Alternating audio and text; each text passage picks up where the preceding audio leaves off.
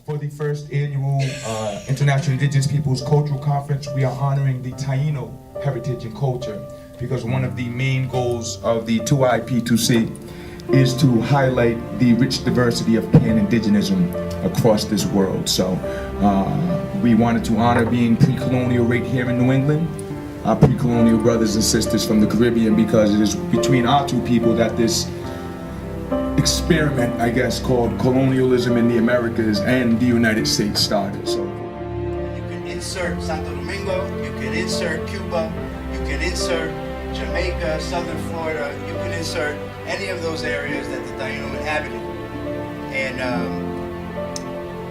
and follow it up with that country's subsequent history of events that have unfolded in their misclassification, the dilution of their bloodlines, and more so really just a self-narrative crafted by the oppressor.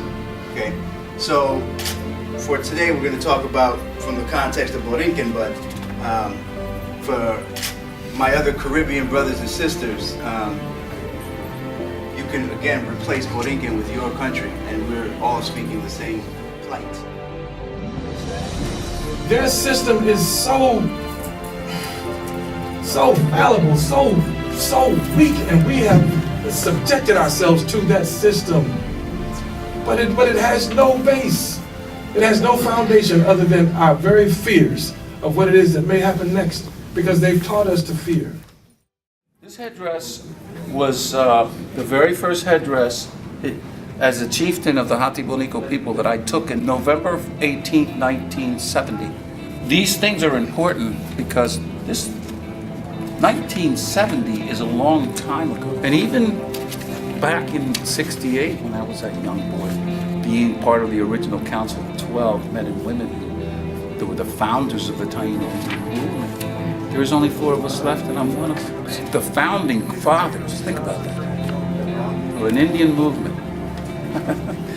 To put this on my head for the first time and take the responsibility to be the principal tribal chief, the Akasike of the tribal nation, I took on the responsibility.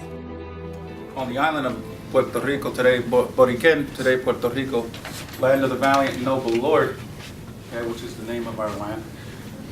The noble lord that they're speaking about is the great mystery, okay? Christians call God. No? So we always open this up with respect to the great mystery.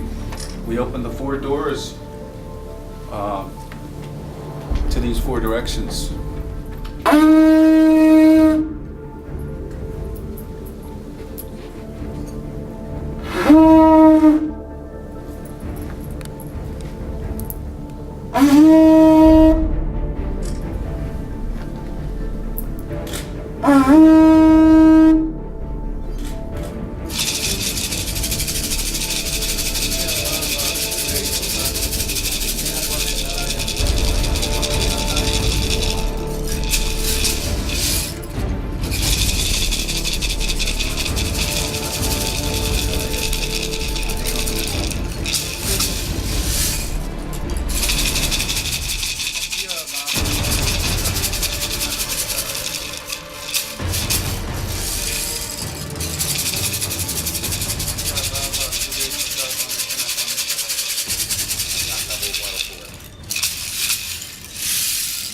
Simple as that, and it has been done.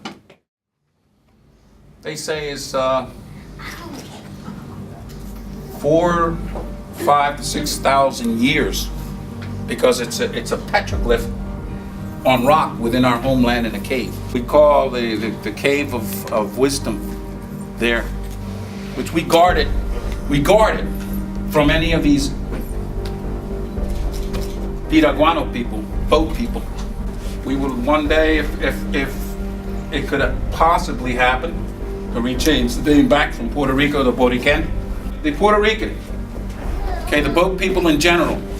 This land is not your land. This is our land. This is our homeland. It doesn't belong to you. It belongs to the Taino people. It's been taken away from us by the colonizers. First they come to our island. They change the name to San Juan Bautista. St. John the Baptist. They have a town, or one of their capital towns, that is called Puerto Rico. Then they turn around and switch names. The island of San Juan Bautista now turns to be called the capital city, San Juan. So we've got to understand, now there's a fight that we have. We've been fighting since 1511 and further back. We started that war, the Toa Indian River War, in 1511. We just have to look at, who we are and what we talk about. I mean, I can go back to the beginnings and talk to you about the very first Taino young boy at 12 years old. Waikan came out and he met them. And then the courage of that young boy made them people come out of the wood. The very first person who met Christopher Columbus, who had the courage to come out of the bush while everybody hid, while Columbus came down with the standard of the King and Queen of Spain. This land is ours, in the name of the King and Queen. I'm going to tell you guys why I decided to do this. Many years ago, I began a personal voyage of discovery and search for purpose and knowledge of my history and my family's history. This adventure brought me to many life-changing, paradigm-shifting, and mentally and emotionally upsetting revelations. In my search for meaning to these experiences and discoveries, I found myself redefining how I viewed myself and what I believed in context to the knowledge that I had gained about my phenotypical characteristics, my racial classification, and what it meant to be a Puerto Rican Taino descendant.